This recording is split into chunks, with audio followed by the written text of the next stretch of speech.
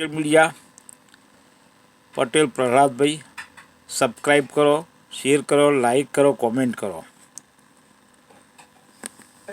અને રૂપિયાએ એકદમ ઊંડી ડૂબકી લગાવી દીધી છે. રૂપિયાની હાલત તો કટી પતંગ જેવી થઈ ગઈ છે. આજની તારીખે જોઈએ તો એટલે કે 13મી જાન્યુઆરી સાંજની વાત કરું છું ત્યારે રૂપિયો 86 રૂપિયા અને 70 પૈસાના તળિયે પહોંચી ગયો છે, જે ઐતિહાસિક તળિયું છે. ઓલમોસ્ટ 87 રૂપિયાની નજીક પહોંચી ગયો છે. સેન્સેક્સ જે છે એ 1049 પોઈન્ટનું ગાબડું પડ્યું છે સેન્સેક્સમાં, અને સેન્સેક્સ 76,330 પર આવી ગયો છે. અને નિફ્ટીમાં 345 પોઈન્ટનું ગાબડું સોમવારે પડ્યું, એટલે નિફ્ટી જે છે 23,085 પર આવી ગયું છે. શેર બજારમાં રોકાણકારોને રાતા પાણીએ રોવાનો વારો આવ્યો છે. આ દેશમાં 20 કરોડ જેટલા નાના મોટા રોકાણકારો છે, અને ગયા સપ્ટેમ્બરથી માંડીને 13મી જાન્યુઆરી સુધીનું વાત કરું તો માર્કેટ કેપ 478 લાખ કરોડ હતું.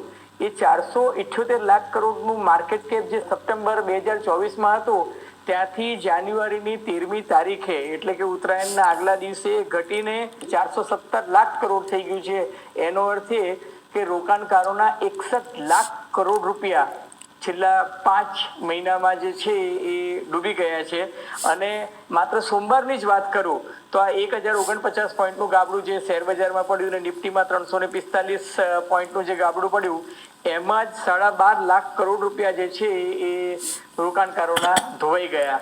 તમને જો યાદ હોય તો લોકસભાની ચૂંટણીના પરિણામો આવ્યા તે દિવસે માર્કેટમાં 32 લાખ કરોડ રૂપિયાનું ધોવાણ થયું હતું. એ 32 લાખ કરોડ રૂપિયાનું જે ધોવાણ થયું એ પછી માર્કેટ 12.5 લાખ કરોડનો થયો છે.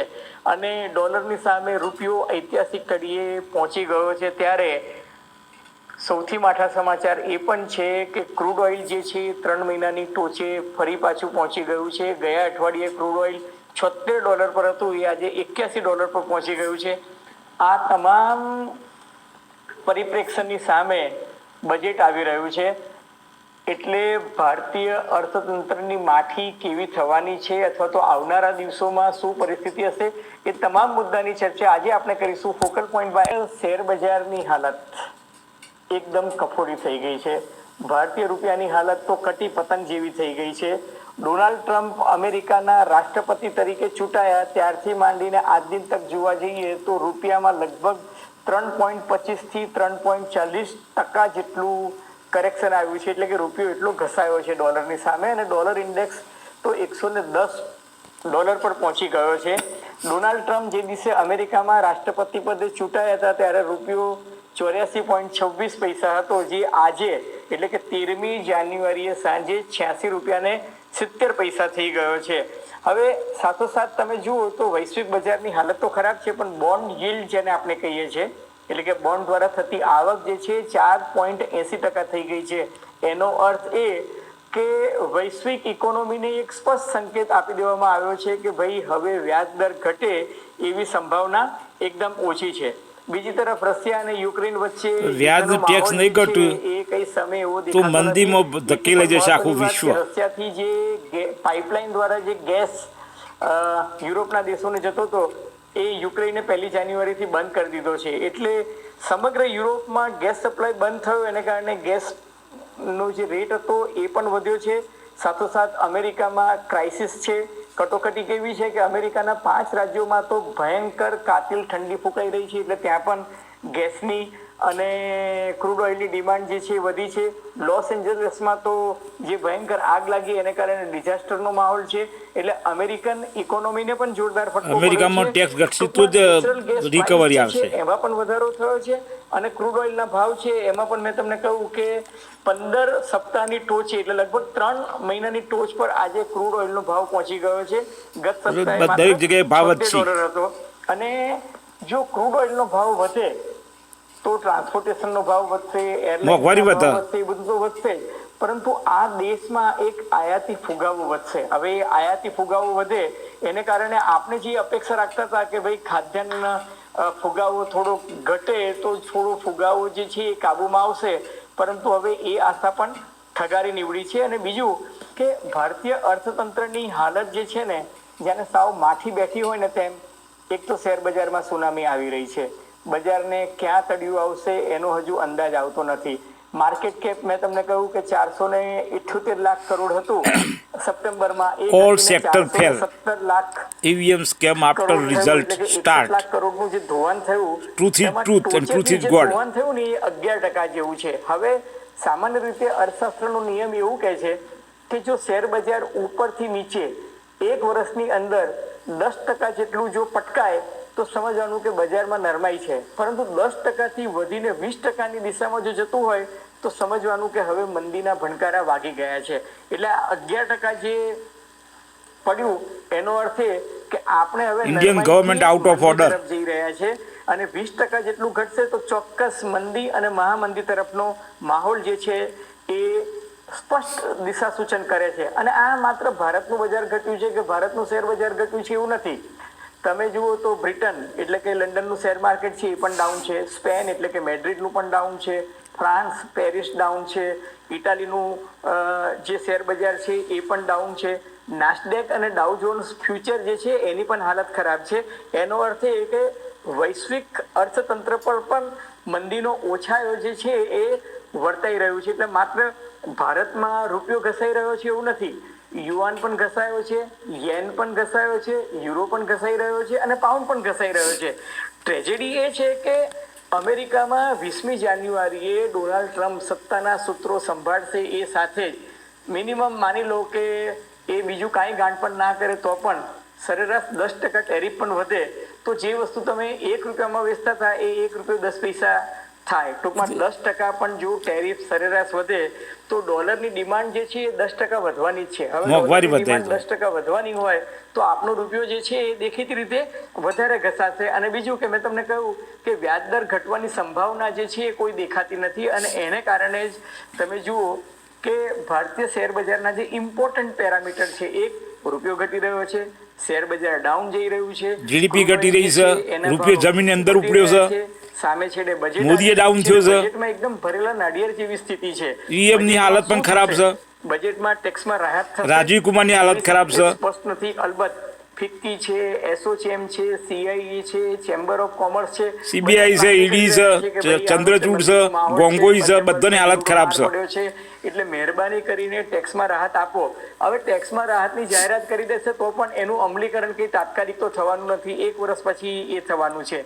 એટલે જૂન મહિનામાં જે ચૂંટણી ગઈ અને એના જે પરિણામો આવ્યા એ પરિણામ પછી અત્યારે શેર બજાર જે રીતના તળિયે આવી ગયું છે એમાં ઇન્ફોર્મેશન ટેકનોલોજી એટલે કે EVM સ્કેમ ના થયો હોત, કોંગ્રેસ સરકાર આવી હોત તો આ બધું ના થોત, દેશ આગળ જોત. એમાં થોડી ઘણી તમને રાહત જોવા મળે છે, પરંતુ એને બાદ કરતા તમે બાકીના સેગમેન્ટ જુઓ તો ઓટોમોબાઈલ હોય કે પેટ્રોલિયમ હોય કે ટેલિકોમ સેક્ટર હોય કે metal All sector market fail. હોય કે રિયલ એસ્ટેટ હોય કે પાવર હોય કે કન્ઝ્યુમર ડ્યુરેબલ્સ હોય કે કેપિટલ ગુડ્સ હોય કે FMCG, આ તમામ ક્ષેત્રના જે શેર બજાર જે છે એમાં ભાવ જે છે એની સ્ક્રિપ્ટના ભાવ જે છે એ ઘટી રહ્યા છે. એથી પણ વધારે મહત્વની વાત એ છે કે સૌથી વધુ ધોવાણ છે ને એ સ્મોલ કેપ અને મિડ કેપમાં થઈ રહ્યું છે. સ્મોલ કેપ અને મિડ કેપમાં લગભગ 16 થી 17% જેટલું ધોવાણ થયું છે.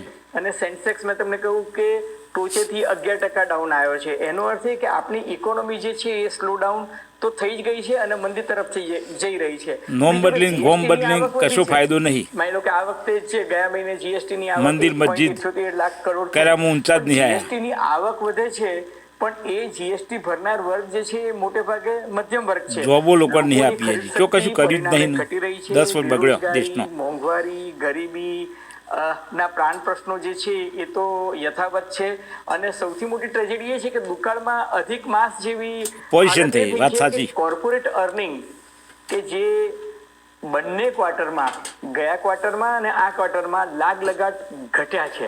એટલે કોર્પોરેટ અર્નિંગ ઘટી છે એને કારણે તમે જુઓ કે સરકારની ટેક્સની આવક જે છે એમાં પણ આ વર્ષે ઘટાડો જોવા મળશે. GST માં વધારો થયો છે ને. ક્વાર્ટરમાં કોર્પોરેટ અર્નિંગ જે છે એ ઘટ્યું છે. હવે માર્કેટમાં સુધારા આવે એવી કોઈ સંભાવના દેખાતી નથી. તળિયું ક્યાં આવશે એના વિશે અલગ અલગ એક્સપર્ટ જે છે એ અલગ અલગ વાતો કહે છે. કોઈ કહે છે કે નિફ્ટી જે છે એ 23,000 થી તળિયું ને GDP ને બધું જમીનમાં, રૂપિયો ને બધું કદાચ બોટમ બનાવે. સેન્સેક્સ જે છે 76,300 સુધી કદાચ બોટમ Out of control. 78,150 નો સપોર્ટ મળે કે ના મળે, આ બધું જુઓ ને તોની વાત છે. હકીકત એ છે કે જે નક્કર વાસ્તવિકતા તમે જુઓ તો છેલ્લા 10 રઘુનાથ રાજનને બિહારો હજી તો ઠેકાણું પડે. જે હતા એ લોકોએ ભારતીય શેર બજારમાંથી 21,350 કરોડનો માલ જે છે એ ડમ્પ કરી અને એ લોકો વેચવાલી કરીને જતા રહ્યા છે. એ લોકોને લાગે છે કે ભારતના શેર બજારમાં વેલ્યુએશન હાઈ છે અને અર્નિંગ એટલે કે મળતર જે છે એ ઓછું છે.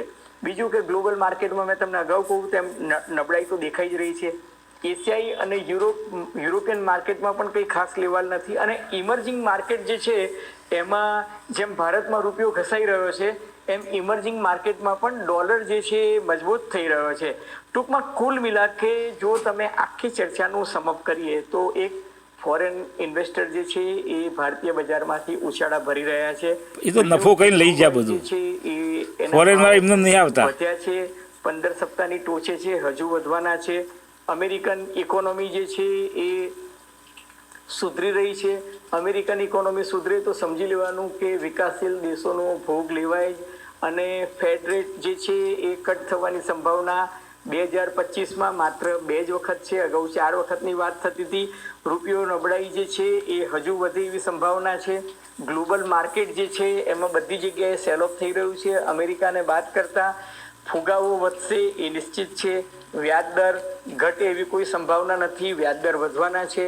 શેર બજારમાં ભયંકર વોલેટિલિટી જેને આપણે કહીએ છીએ એટલે ભયંકર એમ કે વધઘટ જે છે એ દેખાશે અને નિકાસ ઘટશે એ નિશ્ચિત છે.